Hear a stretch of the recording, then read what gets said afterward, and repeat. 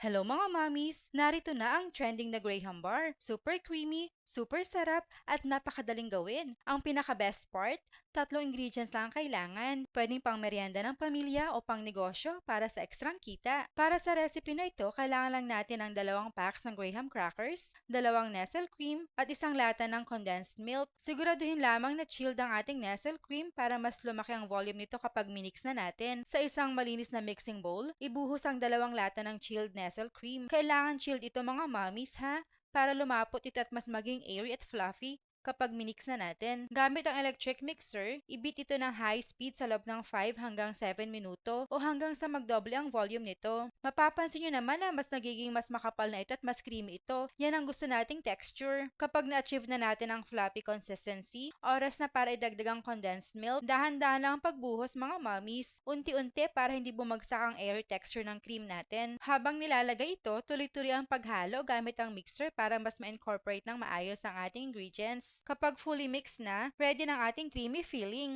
Ngayon, kumuha tayo ng Tupperware o kahit anong lalagyanan na kasya ang ating Graham crackers. Buti na lang talaga mga mommies, sakto itong nabili kong Tupperware, kaya hindi ko na kailangan magputol ng crackers. Ilalagay ko na lang din sa comment section mga mommies kung saan ko ito nabili. Para sa unang layer mga mommies, ilagay natin ang isang hanay ng Graham crackers. Siguraduhin lang na pantay at sakto ang pagkakalagay. Sunod nating ilagay ang creamy mixture. Gamit ang spatula, dahan-dahang ikalat ang ating creamy filling sa ibabaw ng Graham crackers. Huwag masyadong madiin para hindi masira ang layers. At para naman sa last layer, lagyan ulit natin ng Graham crackers. Siguraduhin lamang na pantay at maayos ang pagkakalagay natin. Kapag natapos na natin ang pag-layer, takpan ng Tupperware at ilagay ito sa freezer para tumigas ang cream at mas lumasa ang buong Graham bar. Mas mainam kung overnight ang pagpapalamig para mas perfect ang texture. Ayan na nga mga mommies, ready na ang ating super creamy Graham bars. Kita nyo naman, sobrang ganda ng texture. Ang kapal at ang smooth at sobra talagang nakakatakam. Gamit ng matulis na kutsilyong ang mga mommies,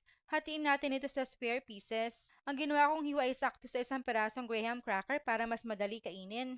At para mas maganda ang presentation natin, naganda na rin ako ng foil wrappers na eksaktong kasya sa square pieces ng Graham bar. Balutin lang natin ito ng maayos para mas mukhang professional at ready for selling. Para sa mga gusto itong gawing negosyo, nasa 255 pesos mga mommies ang puhunan natin. Nakagawa nga tayo ng 36 pieces Graham bars. Kung ibebenta natin ito sa halagang 15 pesos bawat isa, nasa 540 pesos ang total ng benta natin. Kaya kikita tayo rito ng around 285 pesos. Ang laki ng tubo, di ba? Ayan mga mommies, napakadali lang gawin ng trending na Graham bar. Affordable, masarap at super creamy. Subukan nyo rin ito sa bahay nyo para sa pamilya nyo o gawin itong negosyo para sa extra kita. Kung nagustuhan nyo ang recipe na ito mga mommies, huwag kalimutang i-like, i-share at i-follow ang ating page para sa iba pang madadaling negosyo recipes. Happy selling mga mommies!